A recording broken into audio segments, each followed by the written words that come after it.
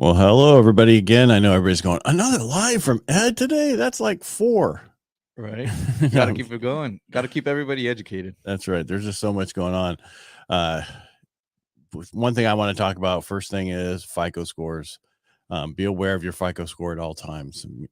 Just because you own a home doesn't mean you don't care about your FICO score. You need to see where it's at and stay on top of it. And the reason I say that is I had some people reach out yesterday actually Sunday, and it's like Mother's Day, right? And so I didn't have my phone, and then I talked to him yesterday, and husband has a 650 FICO score, right? He's the breadwinner, and it's a conventional loan. That's just a really ugly rate for a conventional loan.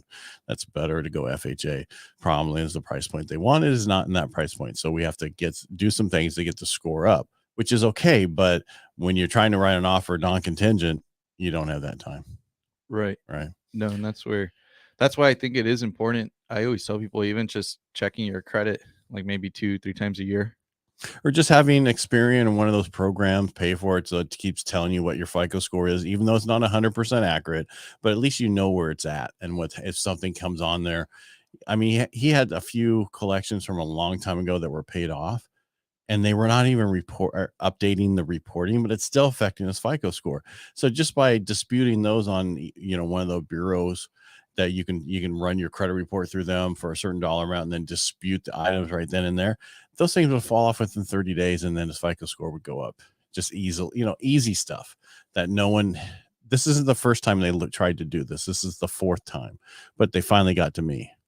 Yeah. And I think that's what's important is getting to somebody that obviously is going to look into that, right? Right. Oh, I want to fix it so that when the next time they're ready, they're ready. There is no question. Yes, we can go. Right. And the wife's not on because hers is a little bit lower. Well, why is that? Well, you don't have enough credit. Well, let's get you another secure credit card. I mean, there's so many things you can do. Get on your mommy's cards. I mean, for the next 8 months or so, it's still working. So, right. Yeah. And that's where, even for people that want to like refinance, right? The people that are waiting for like the perfect moment to refi, it's important as well. It's always being prepared. Yeah. Just understand how to utilize your credit and just do that going forward. If you don't understand that, I'll send you my book. Just reach out to me or go get it. Get edsbook.com. It's not that expensive, especially if you have a Kindle or one of those things. Super, super reader friendly too. Isn't it? Great read. Yeah, no. And even then, touching on that with the interest rates and all that, that's where you definitely want your credit to also be shining, is because that's what's going to help you to have the best rate. Because even right now, where are we coasting at right now with rates? Well, each day it's been a death of 1,000 points lately. So it went up, it went much higher. Rates were lower last week. And then since Thursday afternoon into Friday till now, we were losing a little bit every day. So it just, again, you're asking me where rates are. And if I quote a rate, I have to know the FICO score. How much LTV is it? FHA, VA, conventional, that kind of stuff. But on average, conventional rates, depending on, so that 650 I was talking about, that one, 7.25. Yeah. Because of that FICO score, right? But if it was 740, it would have been 6.5 probably, right around there. And again, that's not with any points or anything. I'm not doing APR. I'm just an example what Fannie Mae rates would have told me it was. I made a little disclosure there. Yeah. And then FHA, if you got a FICO score the 650 to 680, you're going to go FHA period. And thank goodness that Fannie and Freddie decided not to go forward with that hit for people with good credit. They stopped it. Okay, that's good to hear. That's gone. Yeah. Yeah, completely banished, right? Banished to the netherworld or whatever. Where it belongs. Yeah, no, and that's what's crazy, right? Is as we keep moving along and we keep like seeing even the rates, even though they went up, the competition is still very heavy. I actually, you're talking about when they went up before, they've come down a little bit, and it's people are finally like, okay, these are rates. This is what I have to deal with. Right. Yeah. Right. And that's where now we're starting to see people that just don't care anymore. And they're like, you know what, I'm going to shop, because I am starting to see people understand the concept as well, that as these rates do start going down, these values are going to go up, and houses, I mean, there's bidding wars everywhere at every price point right now. Well, that's what we were going to talk about today is, how does competition affect your real estate prices? They go up. Supply and demand. When there's not a lot of supply and a huge amount of demand, things go up, period. Right. And that's another piece that I've been just kind of seeing. I mean, yesterday I was showing houses. I started showing houses at 8 in the morning, and I didn't finish until like 7:30. Just driving all around, different cities and things like that. But I mean, I'm talking. I was in Modesto, I was in Escalon, I was in Oakdale, I was in Elk Grove, Salida, all around, and every one of those places, whichever house it was, multiple offers. Oh yeah. Location right now, it doesn't matter really the location. I mean, yes, obviously it's going to be a big driving factor as far as how much value, but like all of them are getting at least 3 or 4 offers. And within just those 3 or 4 offers, we're seeing like 10, 20, $30,000 increases with just that minimal amount of offers. So if more people wait and you wait until those rates drop, what are you going to be waiting for? You're waiting for a higher price. You're waiting for more competition. Yeah, and that's the thing, is we're still at a point where, yes, we have already started entering summer and everything, but once kids are out of school, and parents don't have to be so concerned with that, they're going to be out shopping. I mean, summer is typically the hottest market. No, I know. I'm not ignoring it. I'm trying to find a number over here because there's a article I found. It says from ice bath to bloodbath, California struggles with inventory.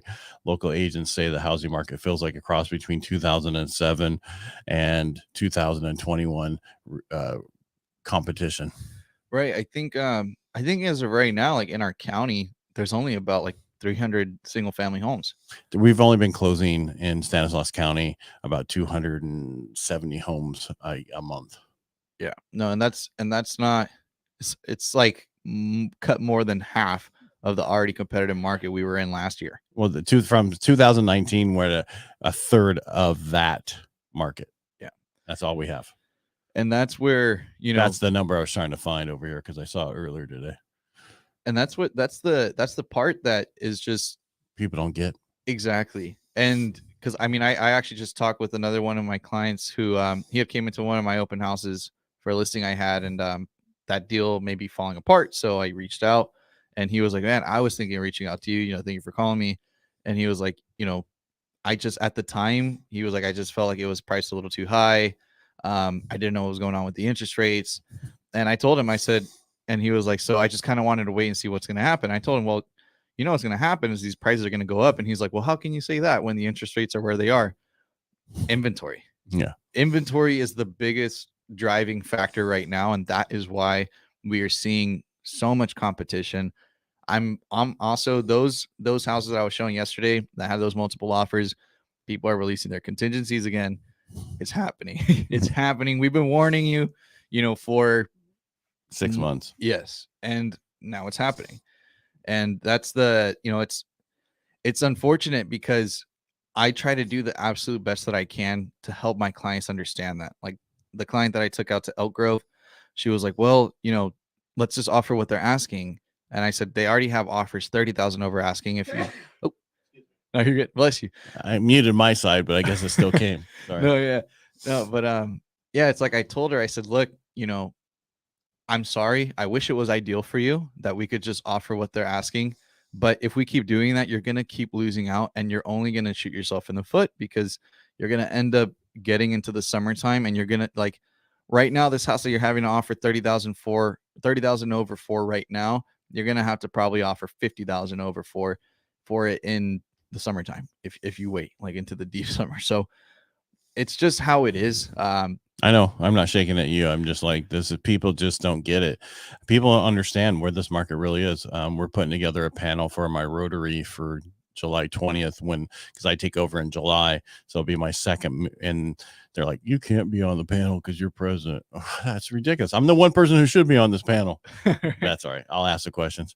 But it's all about to let people know what's really going on in this market, because people are shocked and they don't get it.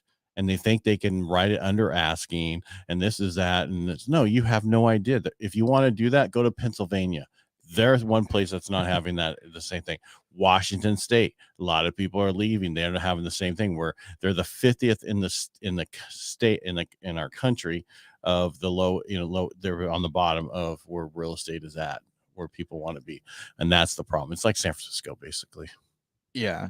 It's like I've tried to tell my clients too, is you just can't escape it, and it's something that you're going to have to accept. If you don't, you're just going to be wasting your time going out and looking. And that's where it's like, I told my client, I said, look, if I'm writing an offer for you, I want you to obviously have an opportunity. I don't write offers to just get shoved under a rug, like I write offers so that you can win.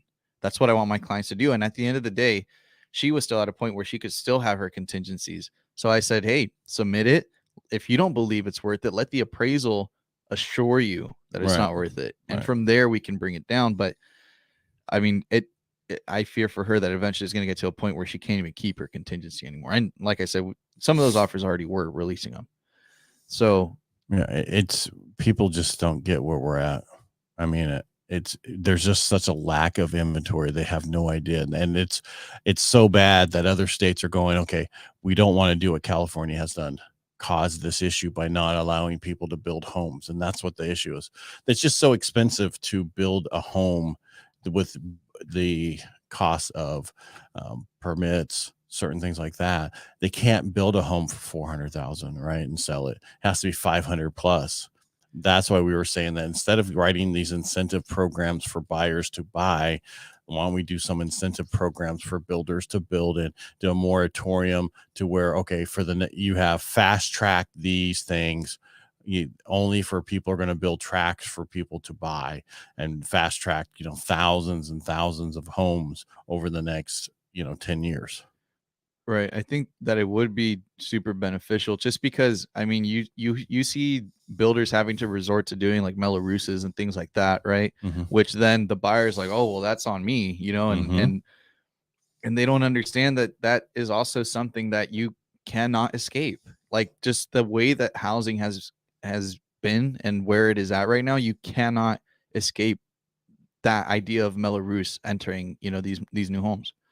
It's what's there. It's Tax just, rates are higher. well, not right. Mello-Roos is an add on to the current tax rate. The issue is it's because certain things aren't paid for by the builder or from the county. So, and they want that money back for what they have to do. Well, those are things I'm talking about. That should be taken care of by the cities and other things, and get a grant from the federal government or we given all this money for people to come here.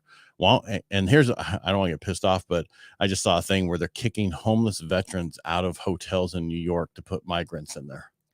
Yeah, no. And Then that's what I'm talking about. Let's do programs to get people into homes instead of those type of programs. I mean, there's our government spending is very, Coming from you, that's just shocking. no, I mean, it's as a young person who can actually see that. I've been aware of it, and I'm not knocking you. I'm just saying most people your age has no clue what's really going on. Right. And that's the thing that gets unfortunate, because again, politics, I think it's all shifted into a way of not understanding and not knowing the importance of our finances. It's shifted completely to different ideologies and everything, when at the end of the day, we need to be worried about ourselves. The people that are here, that are trying to make it, that are trying to still go through with everything and have the dream of having a home.